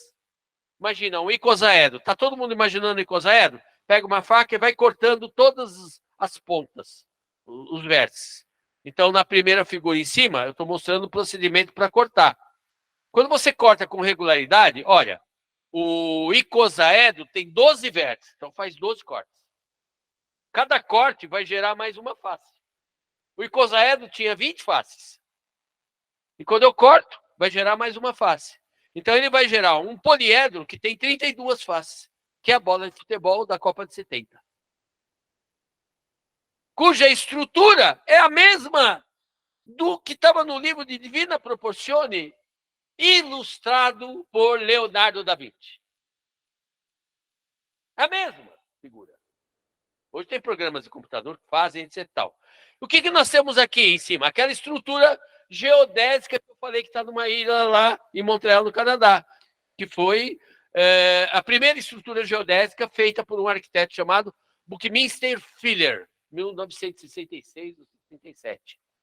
Muito bem, 1966, 67, a estrutura geodésica, que é um desdobramento desse, eu vou cortando os vértices de um icosaedro. Em 1970 surge a bola Telstar, que é a bola oficial da Copa do México, que o Brasil ganhou. Essa eu assisti. E embaixo, a estrutura do fullerano, que é uma forma alotrópica do carbono descoberta em 1985, que deu aos seus descobridores o Prêmio Nobel de Química em 1996. Então, é fascinante, eu não sou pitagórico, mas é fascinante essa rede de conexões. Parte dessa palestra é parte das minhas aulas com os meus alunos de ensino fundamental 2, ensino médio, agora eu estou só com o ensino fundamental 2, mas é uma palestra que eu dou regularmente na Escola da Cidade, que é uma escola, no curso de mestrado, na Escola da Cidade, que é uma escola de arquitetura. Por quê? Porque um arquiteto ele tem que ter cultura para poder fazer as conexões, senão ele vai fazer uma cidade de caixas. Que coisa mais horrorosa do que andar de avião por São Paulo e ver aquela floresta de prédios, todos iguais, caixas, caixas, caixas, caixas. Nenhuma delas necessariamente pensando no bem-estar das pessoas, né? E como eu fiz o meu doutorado em Barcelona, e eu estudei bastante o plano, o urbanismo, né, de Barcelona, lá não pode ter um prédio acima de 6 andares e tem que ser proporcional à largura da rua, porque todo mundo tem que ter direito ao sol.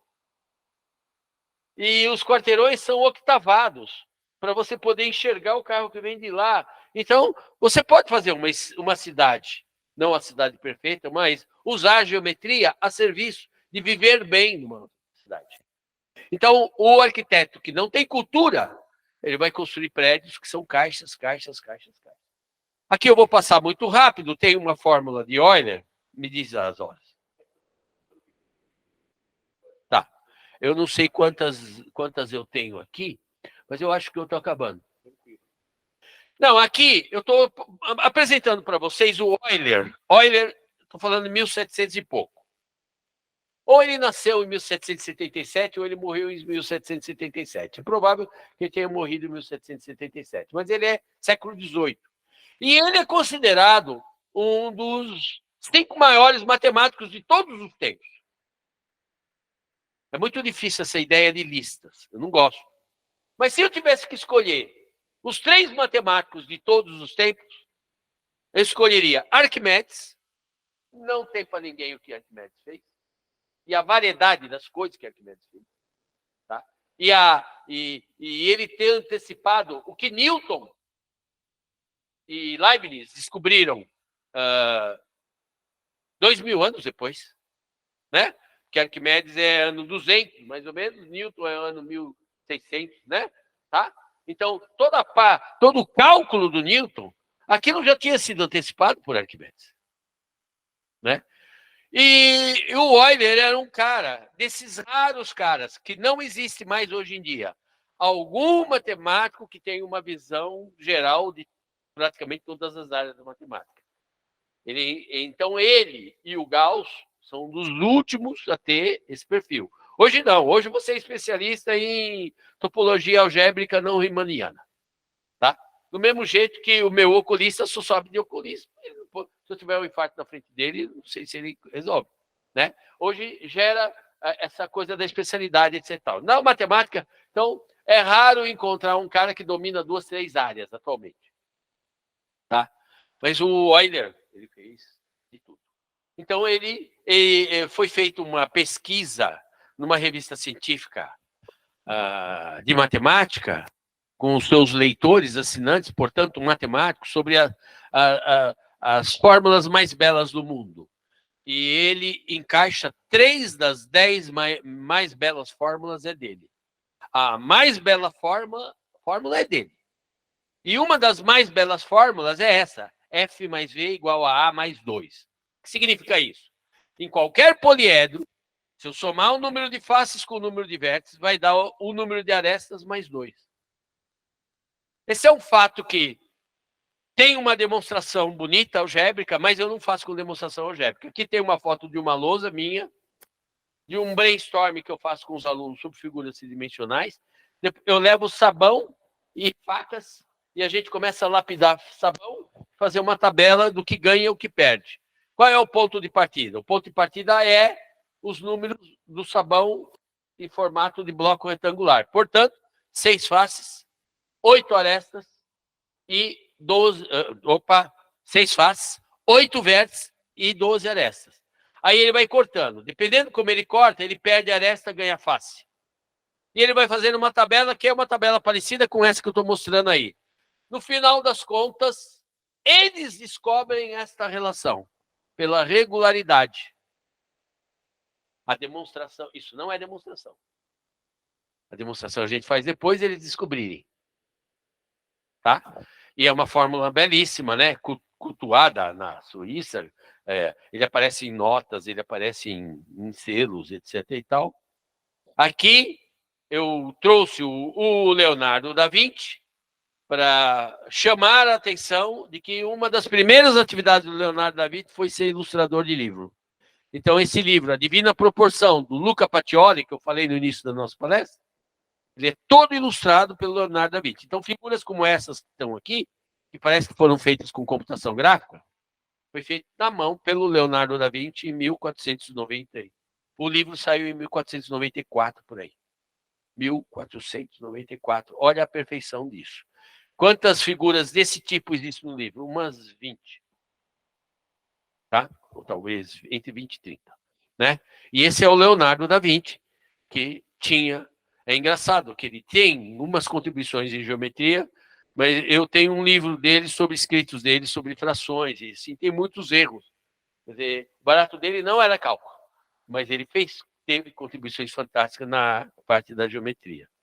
E, de novo, eu chego em Arquimedes, mostro Siracusa para vocês, convido vocês a conhecerem. Eu tive a felicidade de ir a Siracusa uma noite, que eu fui num congresso na Sicília, e a gente foi comer uma pizza em Siracusa.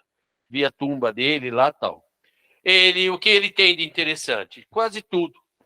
Então, ele foi o cara que fez a primeira aproximação do pi.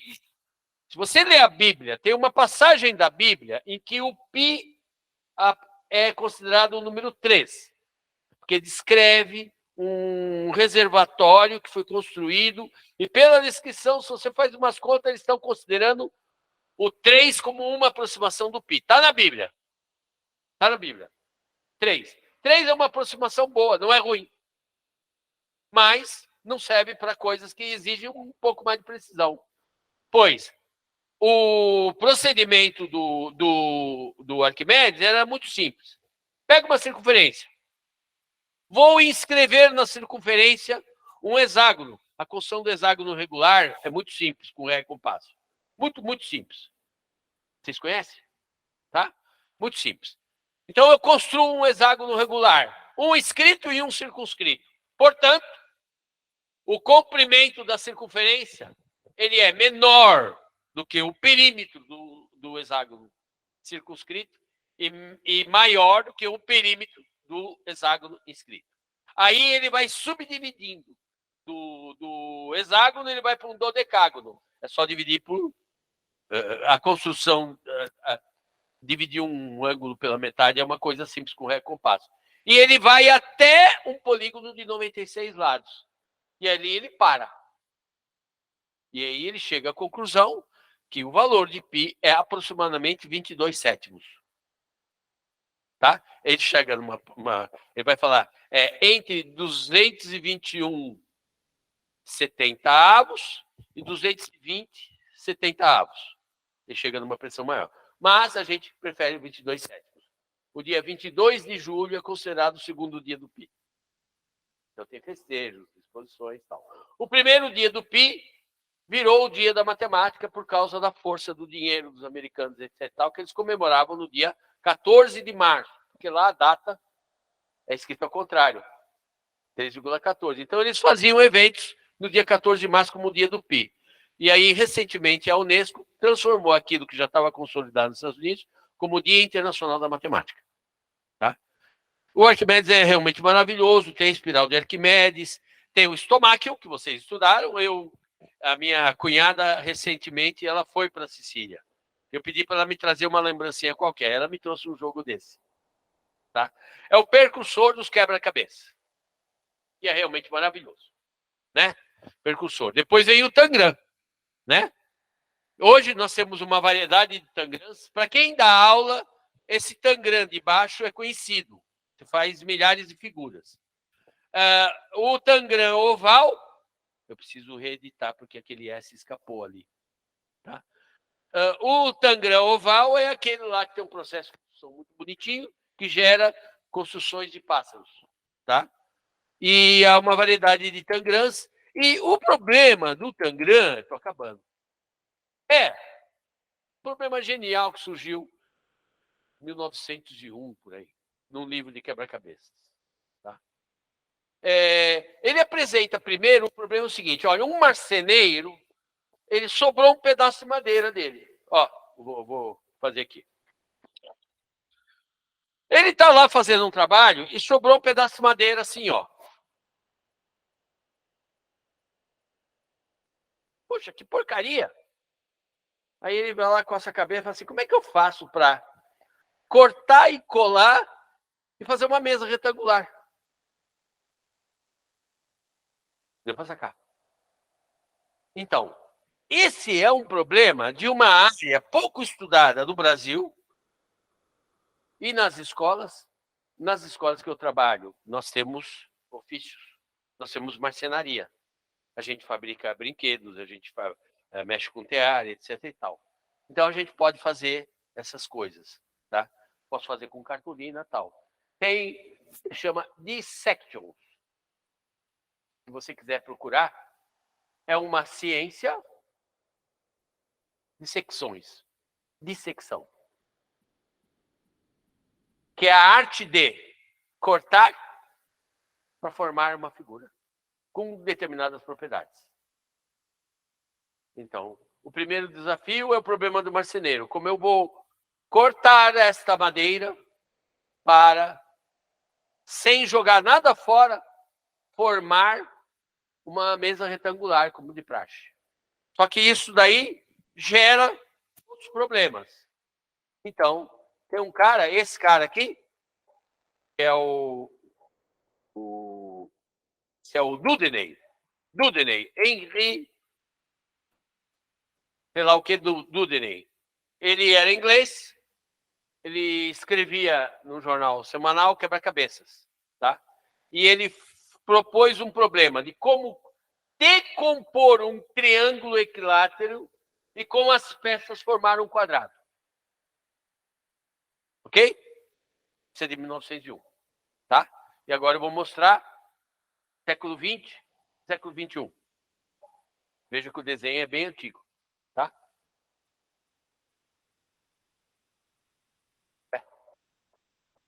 Tá.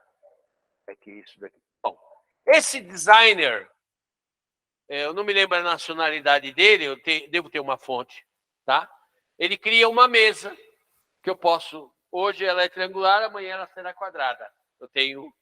Como é que chama aquelas borboletinhas aqui? Tá?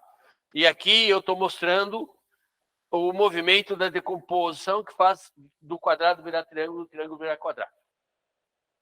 Hoje existe um teorema chamado Teorema de Bolyai-Gervin-Wallace. Na verdade, era Teorema de Bolyai-Gervin até uns 10, 15 anos atrás. Aí descobriram as anotações do Wallace. O Wallace tinha descoberto isso daí independente antes. Então, hoje já se chama Teorema de Bolyai. Bolyai é húngaro, tá? Pai de um dos criadores da geometrias não euclidianas, né? Gervin, eu não sei a história, ele só aparece nesse teorema, e o Wallace também não sei, tá? E ele prova o seguinte: qualquer, dados dois polígonos quaisquer que tenham a mesma área, por um número, essas partes formar o outro, vice-versa. E isso é um problema da matemática recreativa. Atenção, matemática recreativa é o problema original que eu apresentei lá em 1901. Matemática recreativa hoje é uma sub-área da matemática. Ela é uma matemática pura, só que gera uma emoção diferente. Então, tem várias contribuições da matemática recreativa que contribuem para resolver problemas do contemporâneos e ricos, etc. e tal. Eu estou acabando, eu queria saber se aqui vai ter internet. Tem? Internet? É. Não, eu sei, eu consigo. Tá. Porque eu vou mostrar para vocês para onde foi aquele quebra-cabeça que nasce com o Stomachion, é popularizado com o Tangram, só que vai mudando as formas, gera esse problema do Dudeney, que cria uma mesa que é modular e que vai gerar, tal. Então, agora, eu vou ver se eu entro num site de um grupo de arquitetos que eu acho que são holandeses, que é, vamos entrar aqui.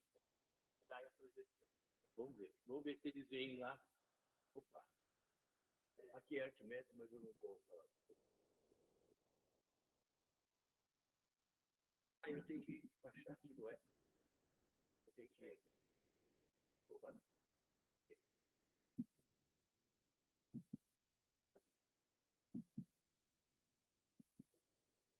Vamos ver se eu tenho sucesso agora. Eu deveria entrar neles aqui. Tá, tem que abrir.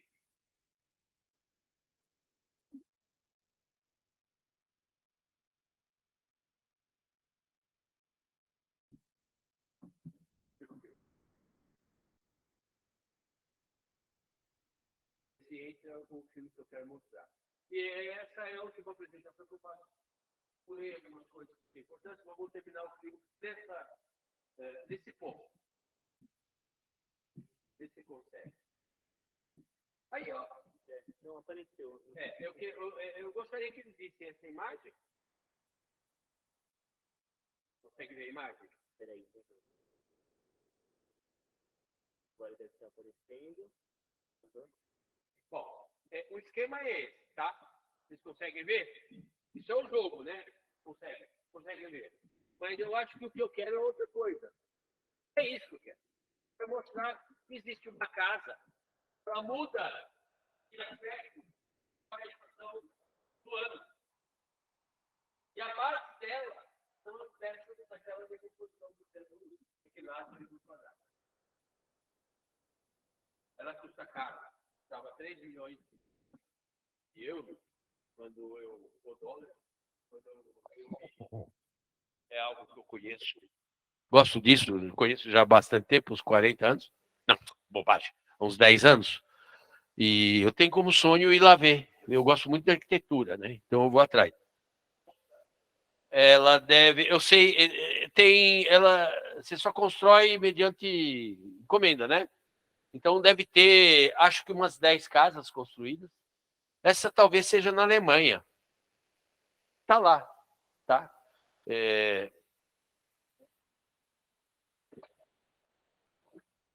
A palavra-chave para vocês pesquisarem sozinhos é Ted House. Ó, T-H-E-D House. House é casa, viu? www.Ted House. E vocês vão procurar e vão achar os filminhos, etc, etc. Bem, vamos fazer o resumo que é necessário.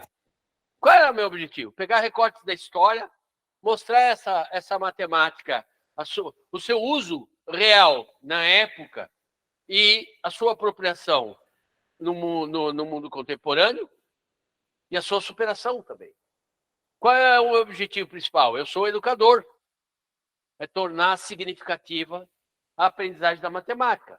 Então, eu vou tornar isso dando exercício? Não, o exercício é uma consequência natural de eu querer aprofundar algo que está me interessando.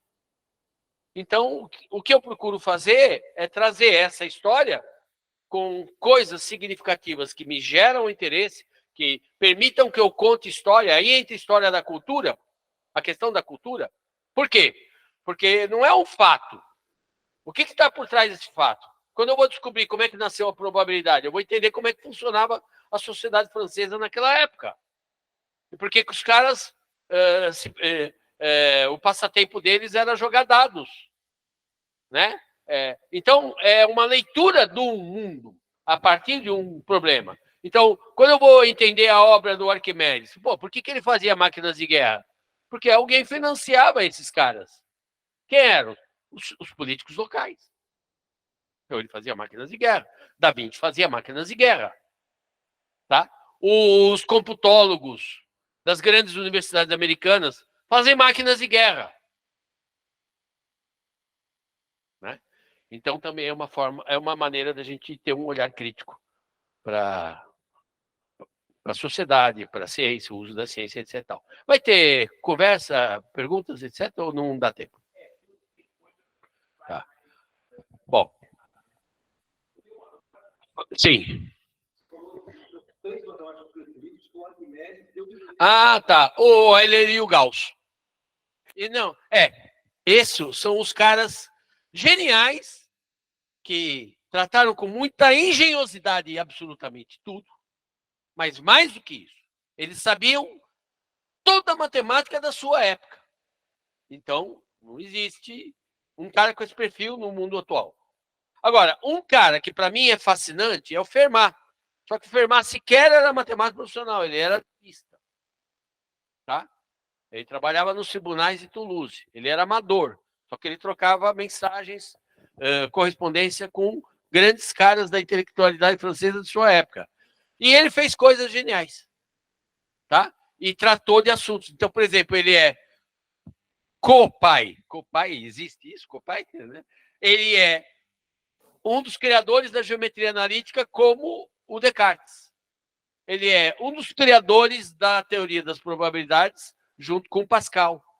Ele é um dos maiores caras da teoria dos números, né? Então eu tenho um fascínio pelo Fermat, mas nenhum matemático colocaria o Fermat na lista, porque o Fermat era amador. E aí tem o espírito de corpo, e tem o fato de que o Fermat não fazia as coisas com o devido rigor que os matemáticos da época já começavam a ter, tá? Então ele não é enquadrado. Então tem a minha paixão. E a segunda, a quinta paixão, já que eu quero completar a turma dos 5, é Bertrand Russell. Bertrand Russell, lógico, matemático, né? Um grande humanista. O segundo matemático a ganhar prêmio Nobel, só que ele ganhou o prêmio Nobel de literatura. E ele fica na história, e o primeiro prêmio Nobel de literatura não fica, é um espanhol, tá? Nem sei o nome dele. Mas o Bertrand Russell foi o cara que me fez a cabeça. Foi graças a um livro dele chamado Caminhos para a Liberdade que eu passei a ler o mundo do ponto de vista ideológico. Que ele era um cara libertário, eu aprendi de anarquismo, socialismo, aprendi de humanismo, aprendi de tudo. E ele tem uma frase genial, o Bertrand Russell, que eu adoro. E que só entende essa frase quem sabe um pouco de matemática. Mas não...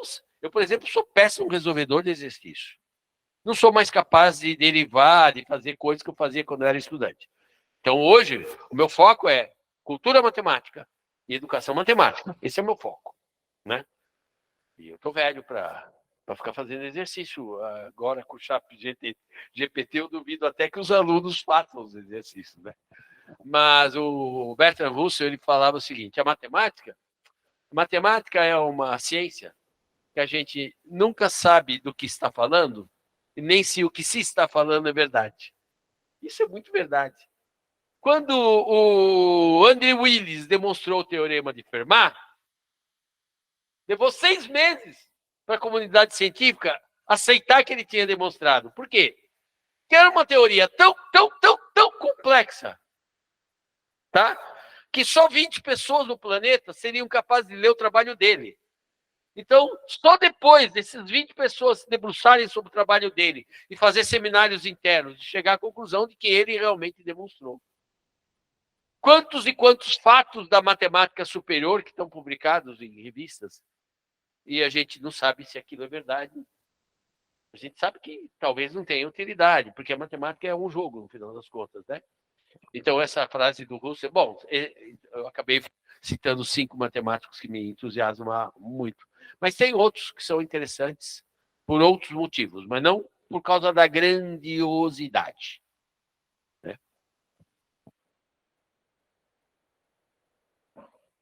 Bom, acho que nos resta te agradecer muito, Bigode. Geralmente, assim, o nosso grupo, né, podemos, né, assim, claramente aplaudir.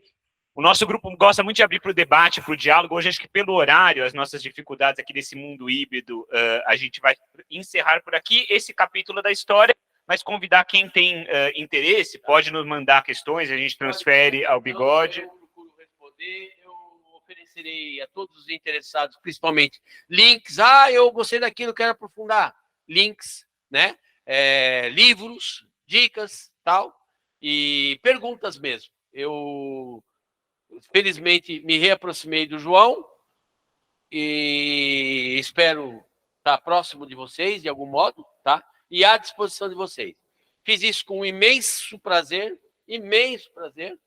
serviu para organizar um montão de coisas, eu estou escrevendo muitos livros, né? Livro didático e tal, e muito do que eu pus, eu organizei a partir de material que eu já tinha. Já falei, eu peguei muita coisa da apostila da arte, peguei muita coisa de livros que eu fiz, mas eu também pesquisei coisas que eu só tinha trabalhado lá no Veracruz, como eu falo no ensino médio, aquela parte de cônicas estava lá perdida. E eu vou tentar organizar isso. Se tudo der certo, o ano que vem eu publico alguma coisa. Um agradecimento a vocês que me motivaram a estar aqui. Com todo prazer. Todo prazer. Gente, boa. Aquele abraço. Obrigado, Bigode. Obrigado mais uma vez.